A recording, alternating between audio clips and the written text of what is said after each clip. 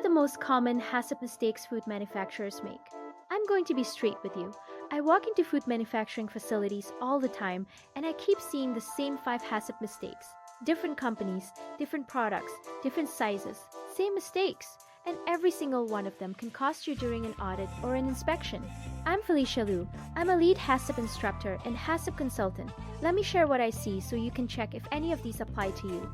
Number 1. A weak hazard analysis. This is the big one. I see hazard analyses that list generic hazards with zero justification. Something like microbiological contamination, with no detail about which organisms, why they would be present at that step, or where they come from. That is not a hazard analysis. That is a placeholder. And your whole HACCP plan is built on top of it. Number 2. Way too many CCPs. I get it. You think more CCPs means safer food. But that is not how it works.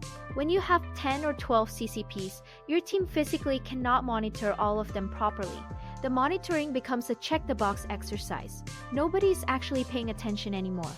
A good HACCP plan has the right number of CCPs, not the most. Number 3, and this is the one I see everywhere. Critical limits that are not measurable. Cook until done. Cool adequately. Check that it looks right. None of those are critical limits. A critical limit needs to be a number your team can measure and record. Minimum 74 degrees Celsius internal temperature. That is a critical limit. If your team cannot put a thermometer or a gauge on it, it does not count. Number 4.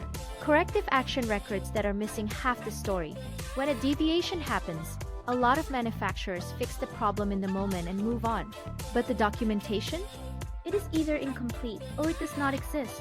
Auditors expect to see 4 things. What happened? What caused it? What was done with the affected product? And what was changed to prevent it from happening again? If any of those are missing, you have got a finding. Number 5. No reassessment. Your HACCP plan is supposed to be a living document, but I regularly see plans that have not been formally reviewed in 2 or 3 years, even though the operation has changed significantly. New products, new suppliers, new equipment. The plan is frozen in time while the business has moved on. If you hurt yourself in any of those, do not beat yourself up.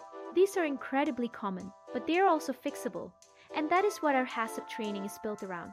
Not just theory, but practical, real-world application so your team knows how to avoid these mistakes. Reach out to us through the link in the video description if you want to learn more about training options.